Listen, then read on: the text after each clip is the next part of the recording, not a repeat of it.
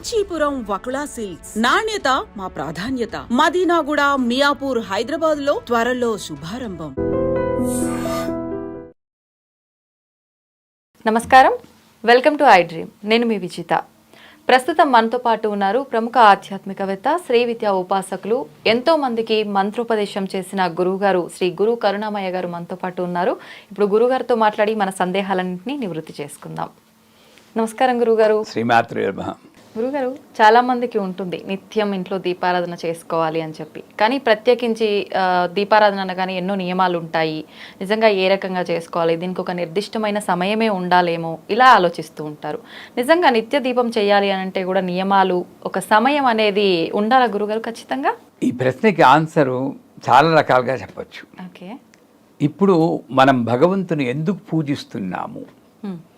ఈ భగవంతుడు నా జీవితంలో టాప్ ప్రయారిటీగా, సెకండ్ ప్రయారిటీగా నేను అనుకున్నప్పుడు, టాప్ ప్రయారిటీ అయితే అదే సమయంలో చేస్తాం. నాకు భగవంతుని వదిలి ఉండలేను. అందుకే ఐ హ్యావ్ టు డూ పూజ అనుకోకూడదు ఇంగ్లీష్లో. ఐ వాంట్ టు డూ పూజ. రెండింటికి చాలా తేడా ఉంటుంది. ఇప్పుడు ఐ వాంట్ టు డూ పూజ అన్నప్పుడు మీరు చెప్పిన ఎప్పుడు పడితే ఎప్పుడు చేసుకోవాలనిపిస్తుంది.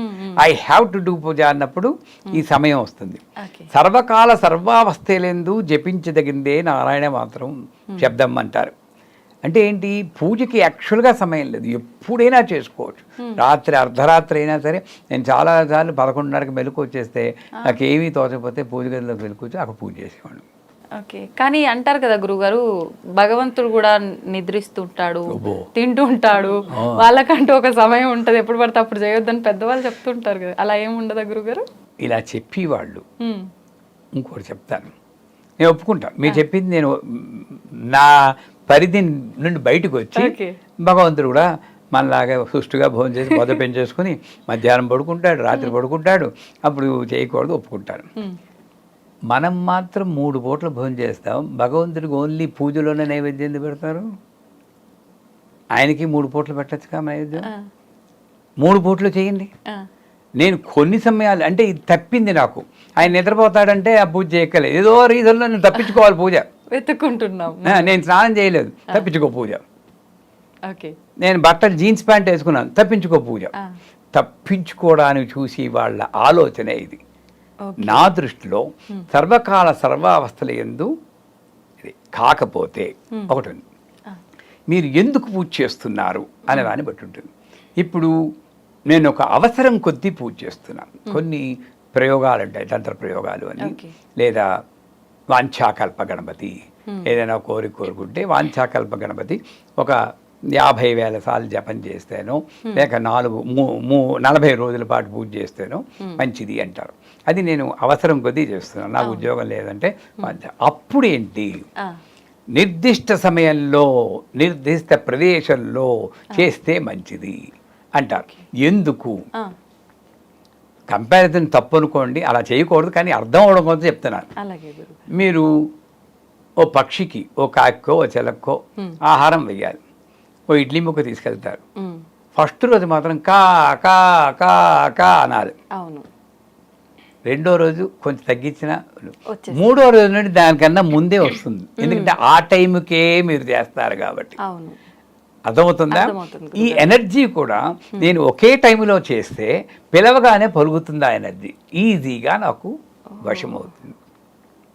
అందుచేత నేను ఒక కోరికతో నేను చేస్తున్నప్పుడు, ఇప్పుడు నేను మీ దగ్గర నాకు ఏదో పని కావాలి. మీరు స్వాతిముత్యం సినిమా చూసారా? ఆ కమల్ హాసన్ గొడుగు పట్టుకుని ఉద్యోగం ఉద్యోగం ఉద్యోగం అంటారు. ఎప్పుడు పడితే అప్పుడు చేస్తూ ఉంటాడు. అంటే అవసరం కొద్దీ.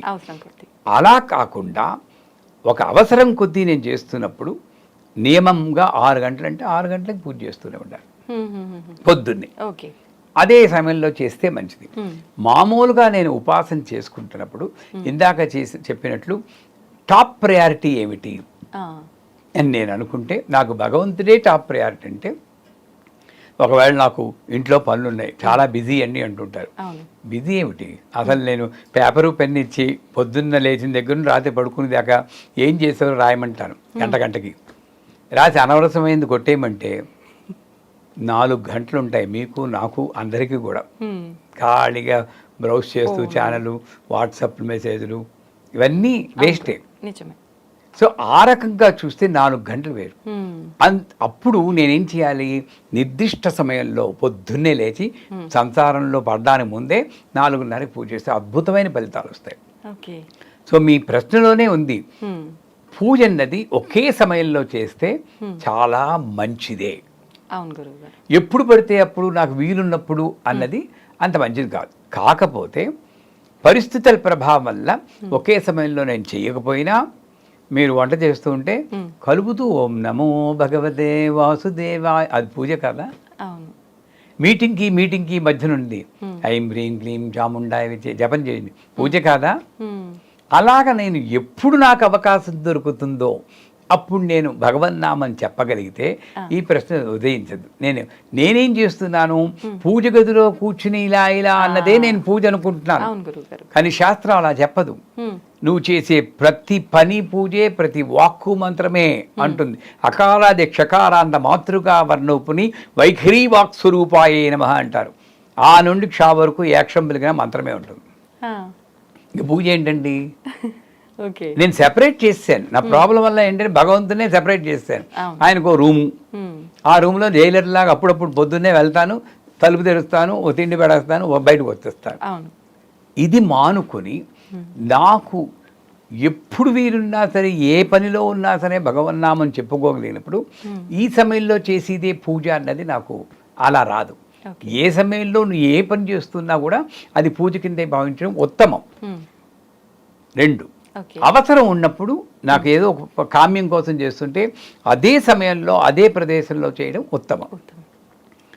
అంతేకాని ఎప్పుడు పడితే అప్పుడు నాకు తోచడం ఖాళీ ఉంది కదా పూజ చేద్దాం అనుకోవడం కానీ, బోల్డ్ పనులు ఉన్నాయని వాళ్ళతో కబుర్లు చెప్పుకుంటూ అది కబుర్లు అయిపోయి పూజ చేయడం కానీ, ఇది చాలా తప్పు. అంటే ఏంటి, నాకు ఈవిడ లాస్ట్ ప్రయారిటీ, నిర్లక్ష్యం. మిమ్మల్ని మా ఇంటికి పిలుస్తాను, కుర్చీలో కూర్చోబెడతాను, నా బాడికి నేనేదో సోది చెప్పుకుంటూ అన్నీ చేస్తాను, మీకు ఎలా ఉంటుంది? ఇబ్బందిగా ఉంటుంది. ఆ పూజ గదిలో అమ్మవారు కూడా అలాగే ఉంటుంది, సరైన టైంలో లేకపోతే. అంచేత ఇది కస్టమైజ్డ్ ఆన్సర్ నేను ఇవ్వలేను. ఎవరి స్థితులకి, పరిస్థితుల ప్రభావంగా వాళ్ళు అనుగుణం చేసుకుని నేను నిత్యం చేసేటటువంటి కర్మల్లోనే అమ్మవారిని నేను మిళితం చేసుకోగలిగితే నా ప్రతి కర్మ కూడా పూజ కిందే ఉంటుంది. ఓకే గురుగారు, పూజ చేసేటప్పుడు ఖచ్చితంగా పువ్వులు ఉంటేనే పూజ చేయాలా, పువ్వులు లేకుండా చేసే పూజకి ఫలితం ఉండదా, ఖచ్చితంగా నిత్య దీపారాధన చేసే వాళ్ళు నైవేద్యం అనేది నివేదన చేయాలా ప్రతిరోజు, ఇలాంటి సందేహాలు కూడా ఉంటాయి కదా గురుగారు, వాటి గురించి? ఇది వీటినన్నింటినీ ఉపాధులు అంటారు. లలితా సహస్రనామం మీకు అలవాటు ఉందో లేదో కానీ సర్వోపాధి వినిర్ముక్త సదాశివ పతివ్రత అంటుంది. ఈ ఉపాధుల నుండి బయటపడి అతీతమైన స్థితిలోనే ఆవిడ ఉంటుంది, ఆవిడ దొరుకుతుంది అని. పరశురామ కల్పసూత్రం అని ఒకటి ఉంది, అథారిటీ మనకి శ్రీ విద్యకి. అంటే వాళ్ళు రాసిన వ్యాఖ్యానాలు నేను చెప్పను, వాళ్ళ ఓన్ కమెంట్ చేస్తుంటారు. ఇది శాస్త్ర ప్రమాణమైన గ్రంథం. దాంట్లో మీరు అడిగిన క్వశ్చన్లన్నిటికీ సమాధానం వస్తుంది. లం ప్రతిజ్ఞాత్మనే సత్సంగం గంధం కల్ప్యావనమ. గంధం రాయడం కాదురా. ఎలా ఉన్నారు విజిత గారు అంటే బాగున్నానండి అనకుండా అమ్మ దైవలో బ్రహ్మాండంగా ఉన్నాను. అమ్మ బ్రహ్మ 2 పదాలు వచ్చేసాయి. నువ్వు ఎవరితో మాట్లాడినా సరే భగవంతుని నామం చెప్పుకుంటే అది గంధం. అంతేగాని ఇలా తీసుకుని గోడికాయలాగా ఇలా విసరడం చేస్తాం కదా మనం. ఇలా తీసి ఇలాగా ఎవరు నేర్పించారండి అవన్నీ? నువ్వు తప్పేనా? మన ముఖం మీద ఇలా విసిరితే మనకి చికాకు రాదు అని చేత అది గంధం కాదు. నెక్స్ట్ వస్తుంది మీరు అడిగిన పుష్పాలు. నేను ఎక్కడికున్నో పుష్పాలు కోసుకుని వస్తున్నాం. ఆ పుష్పం కోసేటప్పుడు కూడా మంత్రం చెప్పాం. పరా పరా పరా పరా ఎవరిని తెచ్చుకుంటూ చేస్తూ ఆ పుష్పంలో మీరు ఇందాక ఒకసారి క్వశ్చన్ అడిగారు, వాళ్ళ వస్తువులు వాడచ్చా వీళ్ళ వస్తువులు వాడచ్చా అని. మరి మీరు కోస్తున్నప్పుడు ఎవరిని గురించో తిట్టుకుంటూ ఉంటే మరి ఆ ఎనర్జీ కూడా దీంట్లోకి వెళ్తుందిగా. వాటిని మరి పూజ ఎలా చేస్తారు? పుష్ప విలాపం అని చెప్పి దేవులపల్లి కృష్ణశాస్త్రి గారి గానం మీరు విన్నారో లేదో. అప్పుడు ఆ పుష్పం కోసేటప్పుడు కూడా చెట్టు నుండి విడదీస్తున్నానని చెప్పి ఒక మంత్రం చెప్పుకుంటూ తల్లి నా పూజ కోసం నేను ఏదో తీసేస్తున్నాను క్షమించు అనుకుంటూ ఆ భావనతో చేస్తే కోసేటప్పుడు కూడా పూజ అవుతుంది. అప్పుడు ఓకే. అలాంటి పుష్పాలు మనం వాడాలి. కానీ పరశురామ కల్ప సూత్రంలో ఇంద్రియ నిగ్రహం పుష్పం కల్పయానమః, కావలసిందేమిటి, ఈ పుష్పాన్ని ఇలా పట్టుకున్నప్పుడు అమ్మా ఈ పుష్పంలాగా నాకు విశాలమైన హృదయం ఉండాలి. ఎంత పెద్ద పుష్పం పెట్టడం తామర పూలని, ఇక్కడేమో నేరో మైండెడ్, అవును. పని మనిషి చూస్తుందేమో అని తలుపేసేయడం, నా దేవుడు మైలపడిపోతాడని. అంతే. వీడు ఎంత పెద్ద పుష్పం పెడితే ఏం లాభం? హ్మ్. ఇది విశాల హృదయం కాదు. కాదు. అందుకే మొగ్గలు పూజ చేయకూడదు అంటాడు. ఇది నేరో మైండ్. ఓకే. ఓకే. నా మైండ్ని గుర్తు చేయిస్తుందమ్మా అది. అవునా గురు? అది కావాలి ముందు. అవునవును. అది ఉన్నప్పుడు ఈ పుష్పాలు ఉన్నా లేకపోయినా అక్కర్లేదు. ఓకే. నేను యూకే వెళ్ళాను, మా అమ్మాయి ఇంట్లో ఉన్నాను. అక్కడ పుష్పం కొనాలంటే, ఇంత బొకే కొనాలంటే దగ్గర మన రూపాయల్లో చూస్తే 600 రూపాయలు. నేను రోజుకి 600 రూపాయలు పెట్టి ఆ పూజ చేసిన వల్ల బాధ వేస్తూ ఉంటుంది. అవునవును. ఎవరి మైండ్ కంట్రోల్ చేసుకోలేం కదా అని చెప్పి ఏం చేశారు, అక్షతలు తీసుకున్నాం. ఈజీ, అక్షతలు పూజ చేస్తూ. ఓకే. కానీ ఇక్కడ దొరుకుతాయి, అవును. పూజ చేయండి. కానీ అది కాదు నాకు ముఖ్యం. ఇంద్రియనిగ్రహం పుష్పం కల్ప్యానం, అరిషద్వర్గ విసర్జనం ధూపం కల్ప్యానమా. నేనేం చేయాలి, అగరత్తు వెలిగించినప్పుడు ఇలా వెలిగిస్తూ అమ్మా దీనికి ఉన్న నల్ల కలరో ఎర్ర కలరో ఉంటుంది కదా, అలాగ నాలో మలినాలు ఉన్నాయి, కోపము, ద్వేషము, ఈర్ష్య, అసూయ, ఇవన్నీ కూడా నీ జ్ఞానం అనేటువంటి అగ్నిలో దహించుకడుగాక. దాన్ని కాల్చి అదంతా మంచి గంధం వస్తుంది, అంటే మంచి క్యారెక్టర్. ఈ మలినాలని పోయి నాలో మంచి క్యారెక్టర్ వచ్చేటట్టు అనుగ్రహించు అని ఆవిడికి ఇలాగే పట్టుకుని ఇలా చూపిస్తాం. ఇలా తిప్పకూడదు. మనకి ఇంకా అక్కడ మిస్నోమర్ డైలీ యూస్కి అయితే చాలా చీప్గా దొరికి అగరబత్తులు పెద్ద కట్ట కొనుక్కుంటాం, ఘాటుగా ఉంటుంది, పేర్లు అనవసరం. పండక్కైతే సైకిల్ బ్రాండ్ అగరబత్తి. ఇది మనలో ఉన్న రాంగ్ థింకింగ్. అగరత్తు అంటే ఇది అర్థం. ఇవన్నీ వదిలేయండి, అసలు నైవేద్యానికి వద్దాం. వం అమృత తత్వాత్మనే శివశక్తి సామరస్యం నైవేద్యం కల్ప్యానమం. భార్య భర్త కొట్టుకోకుండా ఉంటే అది నైవేద్యం. ఇది కష్టం కాబట్టి పులిహార బూర్లు పెట్టే తింటే తిను పోతే పో, తింటే తిను పోతాం, ఇదే కదా ముద్ర. నాకు అంతే అంతే తినిపించు, అది కూడా తిండే తిను పోతే పో, తిండే తిను పోతే తినిపించ, లేదా ముద్రలు చూపించండి. ప్రాణాయ స్వాహ, అపానాయ స్వాహ, వ్యానాయ స్వాహ, ఉదానాయ స్వాహ, సమానాయ స్వాహ, బ్రహ్మణే స్వాహ. నేను అటు తినిపించను, ఇటు ముద్రలు చూపించను. పోనీ భక్తిగానే ఇలా అంటానా లేదా, ప్రాణాయ స్వాహ, ప్రాణాయ స్వాహ, వస్తున్నా. ఈ మధ్యలో ఒకటి అక్కడ కూర్చున్న దేవతకి, ఒరే నువ్వు వెళ్ళి అతనికి నాకు ఆ దేవత నీ తిండి అక్కర్లేదు అంటుంది. మాటలతో చెప్పే పని అయితే తరివేసేవారు అమ్మవారు కూడా. అంచేత అసలు చేయాల్సింది ఏంటంటే భార్యాభర్తలు కొట్టుకోకుండా ఉంటే, మనం ఎలా అయితే మన కొడుకు కోడలు కొట్టుకోకుండా ఆనందపడతామో, ఆ జగన్మాత కూడా ఈ కొడుకు, ఈ కోడలు, ఈ కూతురు, ఈ అల్లుడు కొట్టుకోకుండా ఉంటే ఆనందంగా ఉంటుంది. ఇది తల్లి పూజకు కావాల్సినవి. అవి ముందు నేర్చుకుని తర్వాత మనం ఇవి చేస్తూ దాన్ని గుర్తు తెచ్చుకుంటే జీవితాలు చాలా బాగుపడతాయి. చాలా కష్టమే గురుగారు ఇవన్నీ జరగాలంటే ఇప్పుడున్న రోజుల్లో.